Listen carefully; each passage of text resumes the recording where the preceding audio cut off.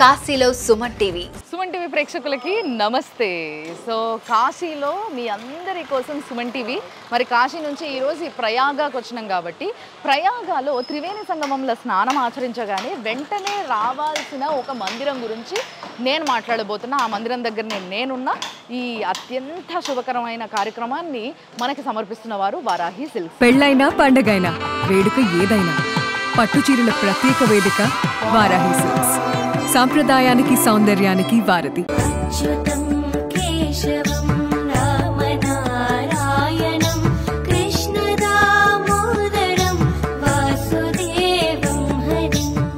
వేణుమాధవుడు అంటేనేమో మనము విష్ణుమూర్తి యొక్క అవతారంగా గుర్తిస్తాం, కానీ ఇక్కడ మీకు కనిపిస్తున్న పేరు వేణి మాధవ్ అంటే త్రివేణి సంగమం కాబట్టి త్రివేణిని కాపాడేటందుకు మాధవుడే స్వయాన ఇక్కడ వెలవడం జరిగింది.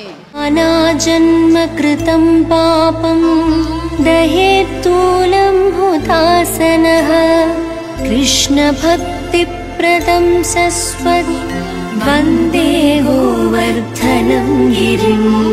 అసలు గుడి కూడా చాలా చాలా ప్రాచీనమైనది. అండ్ ఇంకొకటి ఏంటంటే మీరు ఈ మందిరానికి వచ్చినప్పుడు ఇగో ఈ పక్కన మనకి ఆంజనేయ స్వామి, శివుడు వీళ్ళ యొక్క అభిషేకం కూడా వచ్చిన వాళ్ళు వాళ్ళ ఇష్టంతో చేసుకోవడం జరుగుతుంది. గుడికి ఏదైతే చరిత్ర ఉందో మీరు హిందీ చదవగలిగితే ఆ చరిత్ర అంతా కూడా ఇక్కడ చదువుకోవడానికి వాళ్ళు పెట్టినరు. ఈ గుడిని చాలా అద్భుతంగా కట్టిర్రు లోపల వైపు. కానీ ఎంతైనా నార్త్ సైడ్ ఏదైతే డిఫరెంట్ స్టైల్ ఉంటుందో గుళ్ళు కట్టడానికి ఆ డిఫరెంట్ స్టైల్ ఇక్కడ చూడొచ్చు. ఈ వెనకాలంతా కూడా హోమగుండము, ఇది ఒక గురుస్థానము, శివుడు అదిగో గురుస్థానం అది.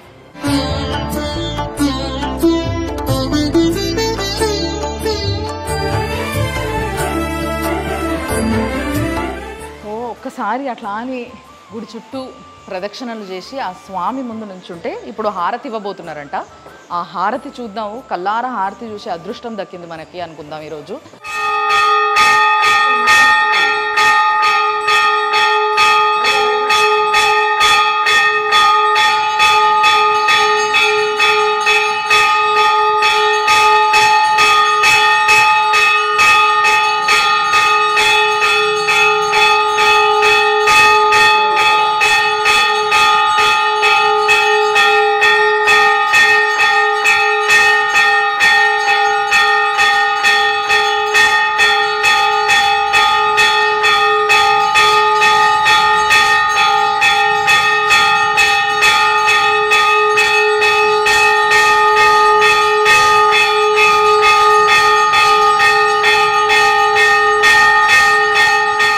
సో ఆ హారతిని ఆ స్వామిని చూడడం మన అదృష్టం.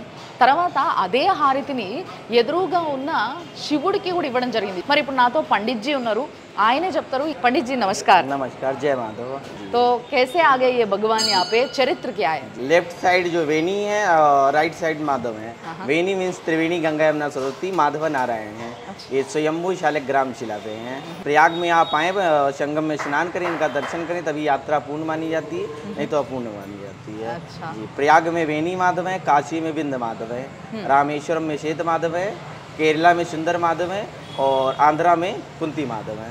पंच माधव है पूरे भारत में। अच्छा जी, राम भगवान वनवास जब गए थे यहाँ इनका दर्शन करके फिर आगे गए हैं।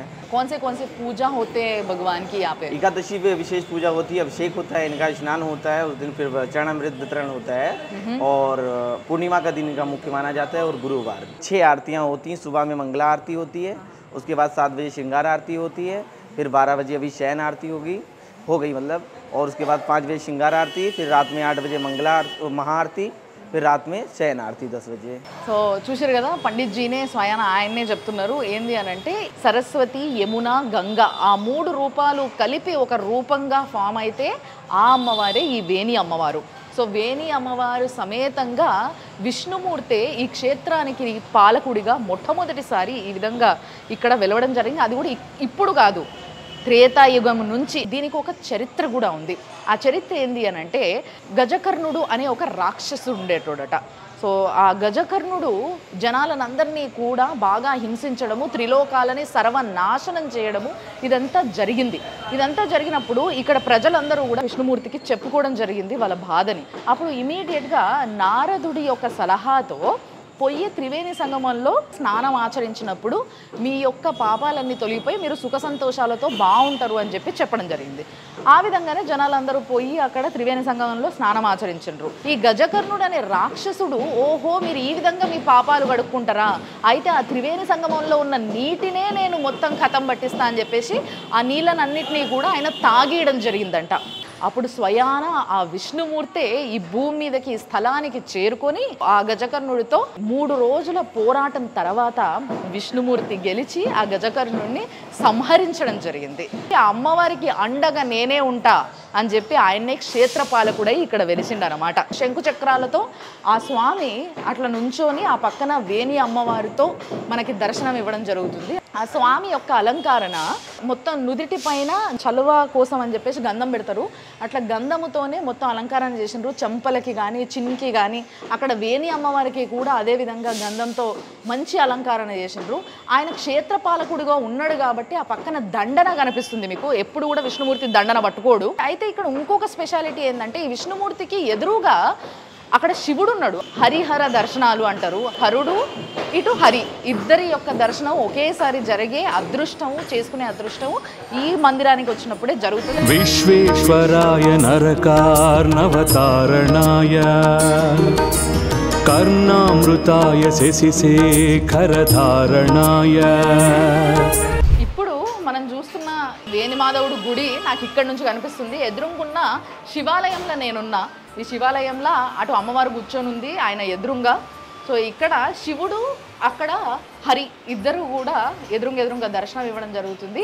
ఇలాంటి గుళ్ళు చాలా తక్కువగా చూస్తారు ఇక్కడ అండ్ ఆంధ్రాలో. ఒకటి ఇట్లా ఎదురుంగా ఉంటాయి. పంచమాధవుల్లో ఒక మాధవుణ్ణి ఈరోజు మనము దర్శనం చేసుకున్నాము అండ్ ఇటు నుంచి ఈ శివుడి దర్శనం కూడా మనకు అయ్యింది.